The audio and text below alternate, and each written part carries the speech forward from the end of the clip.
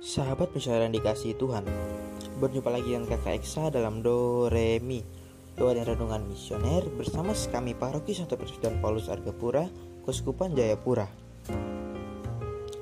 Pada hari ini, Kamis, tanggal 25 bulan September tahun 2025, merupakan pekan biasa ke-25. Mari hari ini, sebelum kita memulai setiap aktivitas kita masing-masing, mari bersama-sama merenungkan sabda Tuhan yang diambil dari Injil Lukas bab 9 ayat 7 sampai dengan 9.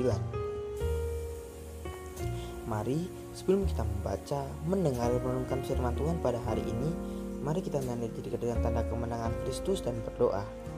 Dalam nama Bapa dan Putra dan Roh Kudus. Amin. Allah Bapa dalam kerajaan sorga, puji dan syukur kami naikkan di hadirat-Mu untuk hari baru yang boleh kami nikmati untuk saat ini. Terima kasih untuk penyertaan-Mu sepanjang istirahat malam kami.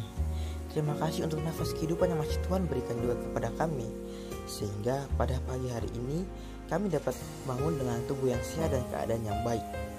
Ya Bapa, sekarang kami hendak duduk, diam, dan meresapkan sabda-Mu.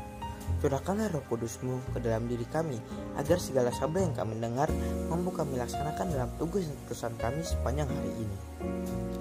Ya Tuhan, terpujilah nama-Mu, Bapa, Putra, dan Roh Kudus, kini dan sepanjang segala masa. Amin. Tuhan beserta kita, sekarang dan selama-lamanya.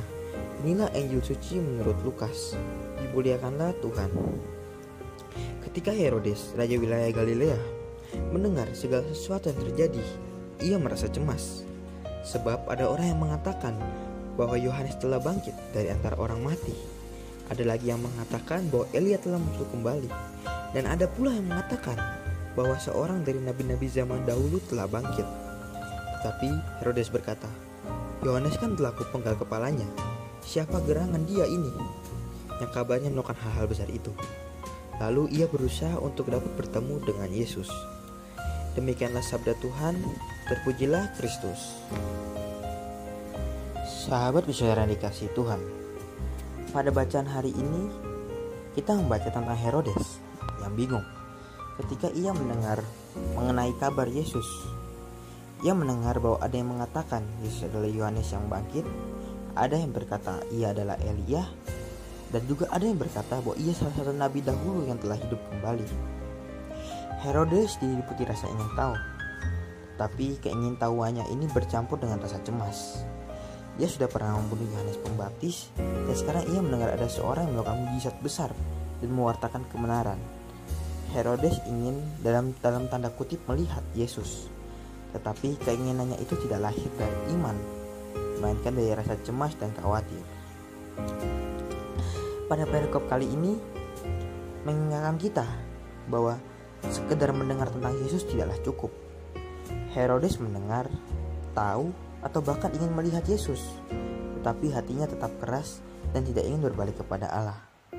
Lain halnya dengan orang-orang kecil yang sungguh membuka hatinya dan ingin benar-benar dekat dengan Yesus, seperti para murid, orang sakit yang datang mencari kesembuhan, ataupun orang berdosa yang ingin memohon pengampunan. Mereka tidak hanya ingin tahu, tetapi benar-benar percaya dan mau dituntun oleh Yesus. Sahabat misalnya yang dikasihi Tuhan, dalam hidup kita pun seringkali kita mirip Herodes. Kita tahu tentang Yesus, kita mendengar sabdanya, atau bahkan mungkin kegiatan rohani. Tetapi apakah hati kita sungguh terbuka? Apakah kita mencari Yesus dengan iman yang tulus, atau sekedar karena rasa penasaran dan kewajiban? Injil hari ini mengajak kita untuk tidak berhenti pada rasa ingin tahu, tetapi langkah yang lebih jauh, membuka hati, percaya, dan mengizinkan Yesus mengubah hidup kita menjadi lebih baik. Segala permenungan ini kembali kepada diri kita masing-masing. Apakah kita senantiasa menghadirkan Allah dalam setiap langkah hidup kita, dengan segala keberadaan kita, serta kita dapat memberikan kasih kepada dan kebahagiaan kepada semua orang. Amin. Sahabat misioner yang dikasihi Tuhan, mari kita bersama-sama menutup perenungan kita pada hari ini dengan berdoa anak misioner Indonesia. Doa anak misioner Indonesia. Dalam nama Bapa dan Putra dan Roh Kudus. Amin. Tuhan Yesus, Engkau diutus Bapa menjadi berkat bagi dunia, dan menjadi juru selamat bagi manusia. Utuslah kami, anak-anak dan remaja misioneri Indonesia, untuk menjadi sahabat yang kuat bagi yang lemah, sahabat yang rela berkorban bagi yang menderita payah, sahabat penghibur bagi yang sakit dan gelisah. Tuhan Yesus, kami pun ingin menjadi utusan-utusan kecilmu, teman setia bagi yang tersingkir dan terlantarkan, teman bicara bagi yang kesepian dan terlupakan, sobat yang gembira bagi yang sedih dan susah, sobat penuh penghargaan bagi yang tak dicintai. Tuhan Yesus, utuslah kami ini dengan bantuan Roh Kudus-Mu menjadi garam dan daging yang baik, menjadi terang dan obrolan cemerlang, membawa kegembiraan dan pengharapan. Tuhan Yesus, kuduskanlah badanku dan kuduskanlah jiwaku. Persembahkan diriku padamu hari ini.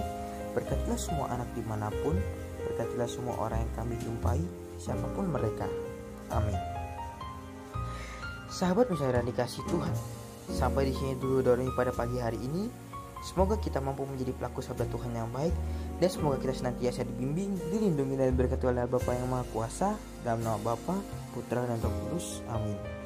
Selamat beraktivitas pada hari ini. Sampai berjumpa kembali pada Do Re Mi selanjutnya. Tuhan Yesus memberkati kita.